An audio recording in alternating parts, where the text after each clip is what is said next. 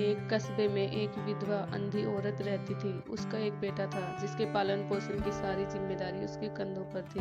वह अपने बेटे को पढ़ा लिखा कर एक बहुत बड़ा आदमी बनाना चाहती थी, इसलिए उसने उसका दाखिला कस्बे के सबसे अच्छे स्कूल में किया। वह दिन रात मेहनत करती ताकि बेटे की स्कूल की फीस दे सके।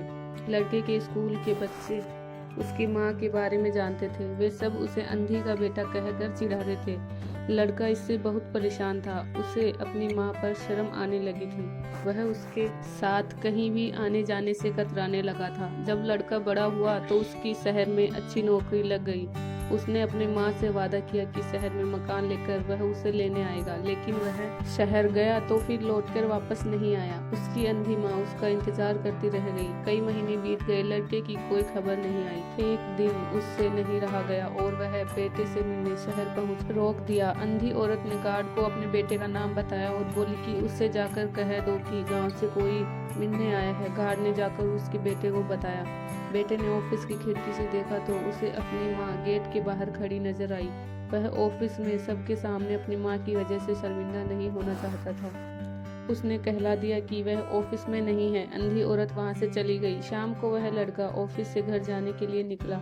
रास्ते में एक जगह काफी भीड़ जमा थी। वह अपनी गाड़ी रोककर भीड़ के पास पहुंचा तो बीच सड़क में अपनी माँ को मरा पाया। उसके हाथ में एक चिट्ठी थी जिसमें लिखा था, बेटा बड़े दिन हो गए थे, तेरी कोई खबर नहीं मिली। चिंता हो रही थी इसलिए तुझसे मिलने चली आई।